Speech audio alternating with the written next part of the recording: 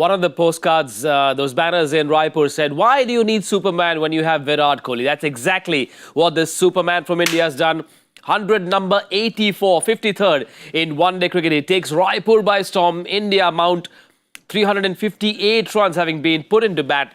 Once again, this is what they did. Ruturaj, Gaikwad as well. First international 100 for that man who batted at 4. And that's what India finished with. A solid innings of 66 not out from the captain Rahul as well.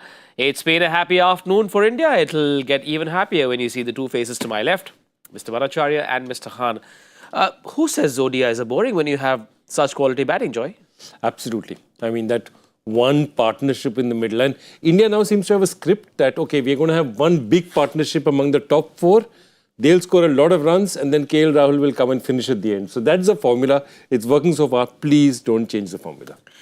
Batting looks easy. I mean, anyone can do it, right? Virat makes us think like that. He forces us to believe. He fools us into believing batting is easy. Well, look at the kind of consistency which he has achieved right throughout his career, isn't it? Just turns up pretty much every single time, goes out there. Once he's in, makes it count. So that's how he has been driving his game. That's how he's been building his cricket over the years. Today was no exception. This series is no exception. One big 100 followed by another one. But that partnership, I think, Ruturaj and Virat was a standout. There is no doubt about that. Virat, if you see the strike rate, he's this series is definitely a talking point, something which is very evident that he's looking to be aggressive right from the word go. Today also was pretty much similar. Not afraid of taking on the bowlers as early in the innings as possible, which is something is a great sign for him at this stage. When he gets into the zone, when he's locked in, he does capitalize and he does make them count. This is his 11th streak of consecutive hundreds. And take a look at the man at number 2. He's way behind with 6 such streaks. 11 times he's gone on to hit 2 or more hundreds in this format. Absolutely. And there's once in October 2018 where he hit 300s in a row. I mean, he's an incredibly consistent batter. But what that also actually tells you is that when he is in form, he capitalizes on it. And that's one of the great things about Virat Kohli. Yeah. He does not waste good form. There's some players who will give it away, and when he is in form, he will not give it away. And I think that tells you why these 5300s have come. It cannot come just from talent. A lot of players have talent. But his determination that this is a good day, I'm batting well, I've seen through the early times, I'm not going to give away my wicket. That separates him from the rest of the batters. Between 2016 and 2019, Kohli scored 1700s in 65 innings. He's a bit of a mentality monster, isn't he, Virat Kohli? Well, he's someone who has always been trying to push the bar higher and higher. He speaks about that often. It's got to come in your thoughts first, right? You got to think about achieving certain things, and then it becomes easier. Yeah. So I think he's someone who's been striving for this kind of consistency, and he'll be very happy with the kind of numbers which he has put up right throughout his career. In the last 23 innings, he's got 600, so he does have a hunger for those big runs. And on the broadcast, clearly, one camera is always sort of dedicated to Virat Kohli. How many dozen times did we see that one Chabuk straight drive that almost got to Ruturaj Gaikwad? Yeah. I mean, Ruturaj Gaikwad had to take evasive action, jumping. He kept him on his toes. But, that's the thing with Virat, that he has that ability to be able to accelerate the game-reading situation. I mean, that's it. Why do you call him a great chaser? He's a great chaser because he knows how to construct innings, okay? And even as a batter up front, he's looking at that pitch. He would have made his calculation. See, when we first heard about the pitch, we went with Deep and Sean, who would now have no place to hide for the next 2 hours because the South African bowlers will be looking for them. This is the pitch you said was all, But that's the point, that he must have gone inside, felt this is the pitch on which anything below 350 is not good enough. And he batted accordingly. Right. 8400s. 2 years to go for the World Cup. And I've just been told India will play about 35 to 40 ODIs over the next 2 years. He's fitter than most. 100 possible? Yes, no? Well, I think it's just not going to be easy, I would say. I know I'm just putting my neck out right now, but if he achieves it, it's possible that he will get on to that kind of a run. But you've seen that say 30, 35 ODIs. If you're looking at it, yes, he's can play beyond that. So if you ask me a question in 36 ODIs, if it's possible or not, then you're talking about 100 pretty much in every game or every other innings for that matter, which is a great level of consistency. In terms of whether he can achieve that number or not, then yes. It's just about him deciding that okay, I'm chasing this number, and then no matter what you've seen that how he's been in terms of his preparation and stuff like that. But if you limit it to just till the World Cup and 36 innings and all those kind of things, then it's debatable. But other than that, I think if he decides that okay, that's the number he's chasing, and no matter what, he's going to strive for that. Then maybe white clothes is something also the answer, isn't it? He can make a U-turn and come back and play some more cricket because he's got the fitness. Yeah. You have to look at it whether he's decided to walk away from the game in test format just for time being. He can change his mind if he wants to, but it's end of the day up to him. You look at when he stopped test matches also, he's not gone for that 10,000 run mark, right? That's also a milestone. It's a huge milestone. So it depends on him how he's looking at it, whether he wants to strive for that 100 number. If he wants to do that, then it's something which he has to prepare for. But so far, I don't think he has looked at all those kind of milestones with having just a stat to chase. What he has been very vocal about is that he wants to give 120% every time he walks onto that field. Until the time he's feeling, till the time he's mentally able to get himself ready and push himself on the field, I think he'll be happy with that. So numbers are there for everyone, but whether Virat wants to really chase that number or it's going to give him that kind of happiness or not, it's only he can answer. I totally agree with him because, my feeling is just that Virat now is keeping himself super fit, being totally prepared for a game. But and he's enjoying himself. You can see that he's enjoying himself. Does he want to put a target gun to his head at this point in time? He doesn't. His fans, of course, will because, they want his records. Anyway, let's put it here and now. Virat is the greatest ODI batter of all time now. If you look at his record in terms of the runs he scored, the way he's chased, the number of matches he's won for India, he's the greatest ODI batter of all time. And that record will never be broken because we will never play ODIs the way we used to play at one point in time, right? So Virat is already a great.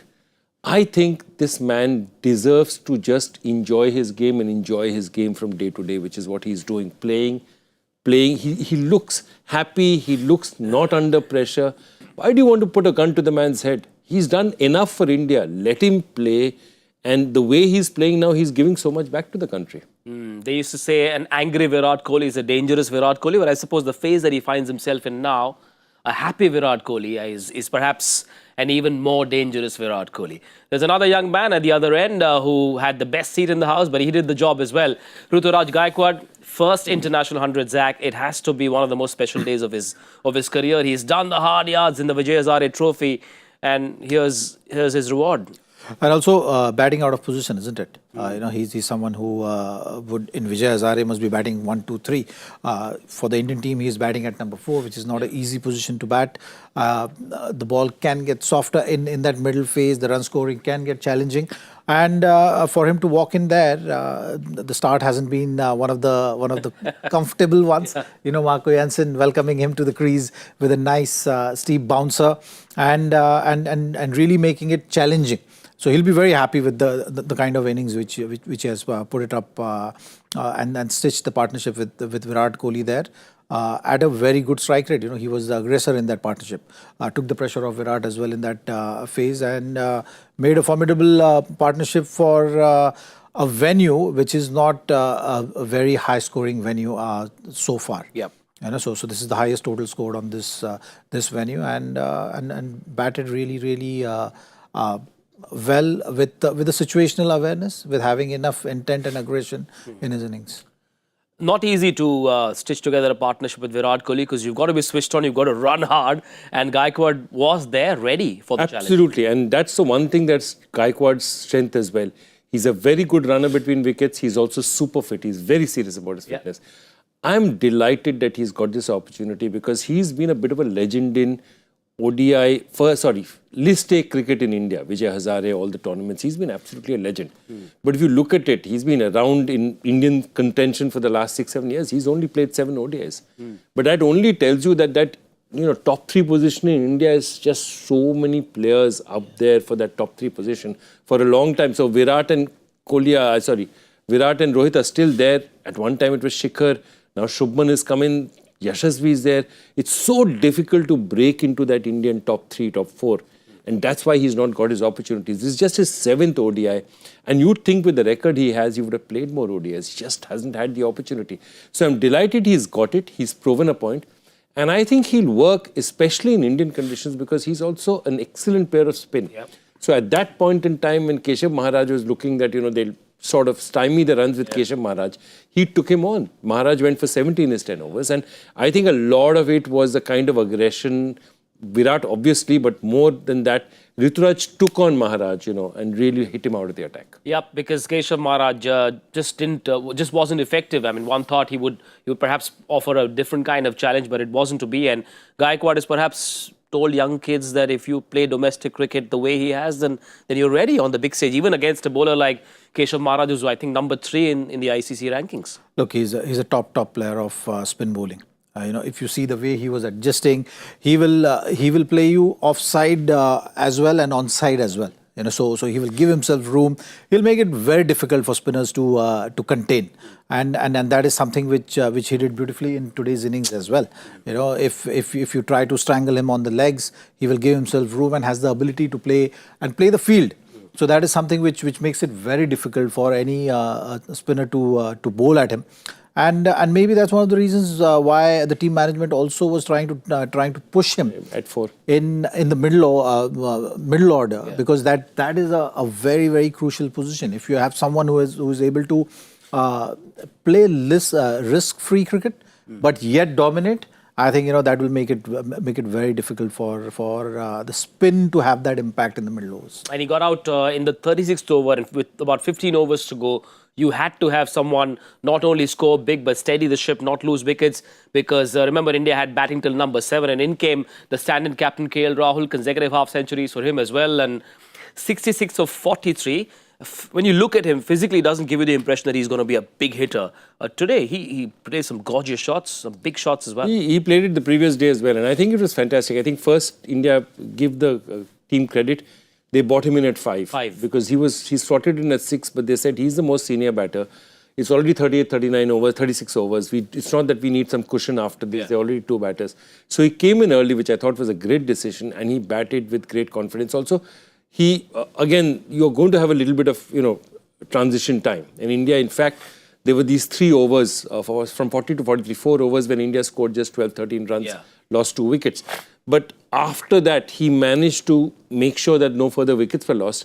And then he managed to accelerate again towards the end, which I thought was fantastic. The extra cushion in that last game proved to be the difference between the 2 teams. And I suppose KL Rahul would have been cognizant of that, saying 320, 330 may not be enough. And therefore, I suppose his strike rate was also a far better story today, 150 plus. Well, someone needed to finish the inning strong. And I think, captain took the responsibility of making sure that you get to the total which is above par total. I think India was always set out to achieve, say, 330, 350. In between that, the platform was always set for that. But you still have to go and make sure that you go past 350. So KL Rahul, when the ball is older, mind you, the rule is also changed, right? Like, it makes the difference of 10, 15 runs, 20 runs comfortably. You saw the ball tailing in when Marco was bowling to Ravindra Jadeja, looking to use those angles.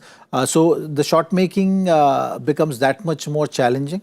So the last 15 overs, usually what we are used to seeing maybe in the last 3-4 years, how the totals have been made, with 2 new balls being used over 50 overs. That is changed, so you have to keep that also in mind. And when you look at it with that lens, you see that the value of KL's inning even goes higher. So I think he sussed the conditions well. The management decided to send him up, which is a good proactive call in the situation which India was in, and to make sure to get a total which can be a very formidable total on this pitch. I'm not too sure what the reactions on Deep Das Gupta and John Pollock's Twitter mentions are, because they said it was a two-paced wicket. Gaikwad after the innings said it was two-paced only for the first 15-20 overs, and then he got better to bat on, and he of course had Virat Kohli who spoke to him on how to access gaps. So it's always an advantage to play with someone like a Virat Kohli who has a ton of experience. Now, KL Rahul made good use of those conditions in the second half of the innings. What about the South African bowling? They came in with two changes in their bowling lineup. Ngidi came in and so did Keshav Maharaj. Neither of those too effective. Credit to the batters only, or could South Africa have done something else? No, I think the intent was there. You've seen Nandraberger, the way he started getting Rohit out to a really a good delivery. Marco Jansen showing the intent that bouncer to Ruturaj we keep talking about was all there on display. I think Ngidi bowled very well. He was economical right throughout. But once they lost Nandraberger as well, the captain also had to use his resources in a different manner, which didn't help. Keshav Maharaj going for 70 runs, that also the partnership of two set batters at that stage putting pressure on. So those things didn't go well for South Africa. Hence, they couldn't really build the kind of pressure. And also some good batting from Ruturaj and Virat didn't really help. In a 50-over long story, at times, one or two things can make the difference. 20 wides and that injury to Nandraberger. Perhaps the difference between 320 and 360. I tend to agree, absolutely. I mean, the wides in the beginning was just dispersed, dissipated their energies, and India was at 1.24 with 12 runs scored at the bat and 12 runs of wides. So that was literally how it was going in the early. So they gave India a little bit of a cushion to start with. But here's my point, that if you see how the Indian team batted, in terms of wides, in terms of... I think what South Africa did not lose that much on was actually Markram, because Markram went for 23 in his first 2 overs. So that means he just went for 25 in his remaining 3.5. So I don't think we got as much advantage out of Nandraberger getting out of the lineup than he would. I don't think we took enough advantage out of Nandraberger, but I think where we really played out was Keshav Maharaj. Getting 70 of Keshav Maharaj is a bonus. It was a huge bonus. And I think Jansen was unlucky. I mean, the way he bowled, Jansen was unlucky. He really had the Indian batters under pressure up front.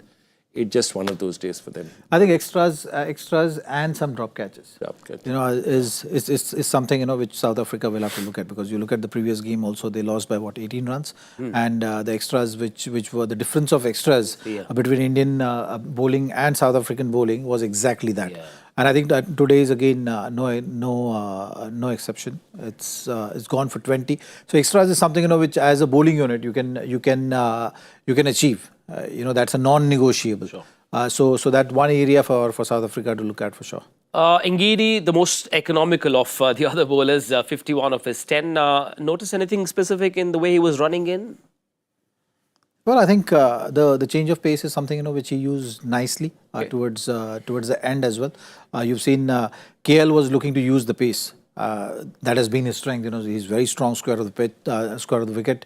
But the variations which he was using was into the pitch, those slower ones, which really made the difference. When they had 4 fielders outside, they largely had 2 square of the wicket and 2 behind the wicket.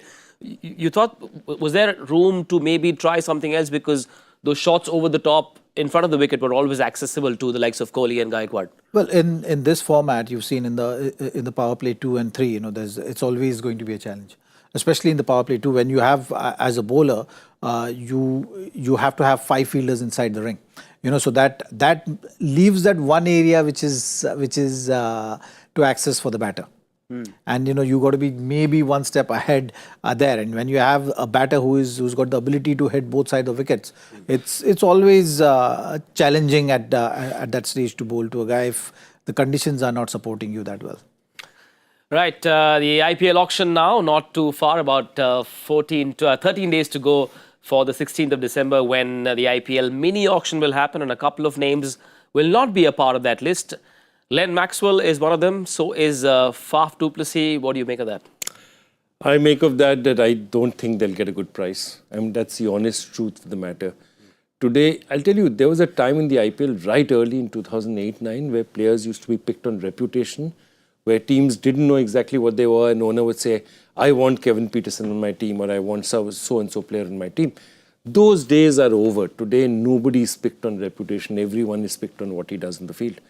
And I think that's what's the great thing about the IPL. When the IPL started, owners were still grappling with this. Now nobody cares who you are. You may be the youngest player, but as long as you can come and score runs out here. And I think both of them would have looked and said, perhaps now the time has come where we might not be picked in an auction. If you remember, last year also, du Plessis was an afterthought. Yeah. He was bought in at base price.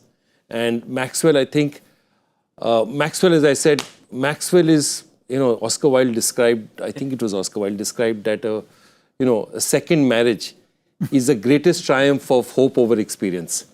So picking Glenn Maxwell is like a second marriage. It's always a triumph of hope over experience. Every year he doesn't perform, but every year somebody hopes that he'll perform for me. Mere team mein aakar ye theek. Maybe they can say Maxwell knew he would not be picked on reputation. He's built a reputation about him. In the IPL, average of 5 or 7 in the last 2 years, it hasn't worked for him. And he'll be in action at the PSL. Yeah. I'm a bit surprised with Faf du Plessis not being at the auction. He's super fit. See, also, look, Faf, maybe the last season also he had some injury issues. So, that might be playing a role here. It might be his own decision. With Russell, you've seen it's a progression into a different role. So it is the decision making of not going in the auction is linked with the long-term vision. But if you have a reputation as a player or you've been consistently playing international cricket, at times the decision is made based on whether you're going to play all the IPL games or not. So if the franchisees they don't see you as that player which is going to be the first 11 pick, and it's going to be more in terms of a tactical move or a player which is going to fill in for some playing 11 spots if need be, then it becomes challenging for you as a player, since you are used to playing all the games. Suddenly, to manage yourself outside of the game and yet preparing, sometimes you feel that you are been put on the trial, and you don't want that. You've gone past that stage in your career, which you don't want to face again. So the decision can be linked with that as well. Yeah, that was Samuel Johnson, not Oscar Wilde, but the quote stands. The quote absolutely stands. It's basically a second marriage, definitely. It's always a triumph of hope over experience. But I want to come to one point, and I think he said something very important, that when these players are transitioning, somebody like a Faf would have actually called up, maybe spoken to 2-3 coaches, 2-3 owners, and said, where do I stand in this? And if he felt that none of the teams regard him as a legitimate first team option at this point in time, then he would probably say that let me take my game elsewhere where I have a chance to play cricket. Because I think what is most important for Faf now is not the money or the brand. It's about playing cricket. And I think he'd not be happy if he thought that he'd come to India and sit on the bench. Because I still think I would still pick Faf in a heartbeat just to have his experience in the dressing room, talking to the youngsters and all. But I don't think Faf just wants to do that. I think Faf still thinks he has a lot of cricket on the field left for him. And I think that's how it's come out. The IPL is also now an adult, 18 years. And safe to say that there's a certain level of maturity that's come into the franchises as well. Both of you have been on the auction table. In the early years, we saw teams do a lot of bizarre things. The odd team still does that. I won't name the team. But don't go there. Don't go there. Teams are much wiser now, and they wouldn't get sucked into just making a vanity purchase, right? No, the league is evolving, isn't it? With that evolves the thought process as well. You've seen the rules also change over the years. The Impact Sub has made the room for inexperienced player to come in and get groomed at this level. So I think that thought process has also been very evident, and that's what usually is going to players which are doing really well in the domestic. So to use the Impact Sub also, and you've seen how it's evolved over the years now, 3-4 years. It's that youngsters are getting good opportunities, good exposure, and if you are getting the exposure, you have a lot of upside as compared to any experienced player using that spot. So I think a lot of the franchisees are looking at grooming players and looking at long-term vision as well. And the marquee spots are going for the guys who are currently making that kind of impact. So that's how you're seeing progression of Russell. That's how you've seen progression of Pollard as well. To go in the coaching staff, because the value to your performance justification is getting difficult. So you much rather have the players who you can create or have more backing for. Yeah. And the value to performance ratio is tilted heavily in your favor that way. Yeah, certainly all teams are looking at the return on investment they are making. They're looking at a 3-year cycle as well. And props to the league, Joy, because they're not allowing foreign players especially to game the auction. And the approach is very different with mini auctions. And that's not being allowed anymore. Absolutely. And I think it's a very fair law that you can't cherry pick where you want to come. So this year you say, okay, half these teams need a fast bowler, let me come in this year, get a lot of money and say. So that's not happening. And look, to be honest, this is not so much, most of this is not players. Also, this is their agents also telling them this is the right time to come in, this is the right time not to come in. So all that happens. I think they've closed the door firmly on that. The IPL has closed the door firmly on that. And they just want to make sure that players don't do this. Also, I feel that, to your point about the way the IPL auctions are held, yes, irrational decisions are still made. It's bound to happen because irrational decisions are the part and parcel of the process of an auction. It does. But what I want to say is the difference between irrational decisions now and 18 years before is the fact that now all these decisions, there's a great deal of research that goes in, there's a great deal of work that goes in. You still may make a mistake, but every team comes to that auction now with their homework complete. And scouting through the year. Scouting through the year, homework complete, big dossiers on each of the players. So there's a lot of data that goes in. And this is a process. See, already it has started. Because what would have been happening is, I think IPL trial camps, some of them would have started. They've started already. I think CSK has done one. A lot of teams have started doing it. So what happens is, before an auction, I'm already checking out domestic talent. And if I say, okay, this guy is probably good enough to play number 3 for me, then I'm looking at different choices when I go into the auction. Do you get how it works? So if I get a domestic player, for example, who's come and done a trial and I like him, then I know maybe this position of mine is filled. I'll look for somebody else or pay somebody else money for another position in the auction. Right. So that's what teams are doing right now. A lot of work is going into it right now as we speak. And sleepless nights are being spent. So that's how it operates. That, for you guys and girls, is just a little appetizer for what's coming your way on the 16th of December on Cricbuzz with our favorite trio, Gaurav Kapoor, Harsha Bhogle and Joy Bhattacharya. Do join us on that day. We've got another innings to watch and enjoy. 3:59 the target for South Africa. India's bowling was pushed and tested. South Africa came really close. Babuma is now in this lineup. India's bowling plans. Well, replicate what they started with in the previous game. If they're able to take wickets early on, that really is going to set the tone. And Harshit and Arshdeep would want to emulate that same feat. All right, that's it then. 3:59 to chase. Power play predictions, gentlemen, for South Africa. See, firstly, I'm really upset because Virat and Ruturaj obviously are spoiling all our predictions. Virat every day is spoiling our predictions, but thank goodness he is. Yeah. But yeah, I'll go for. I think they're going to go hard. Yeah. I'm going to go 79. I'm going to go 53. 66. Enjoy the innings. Back in about 10 overs from now. 15 overs from now on Cricbuzz Box. Bye bye.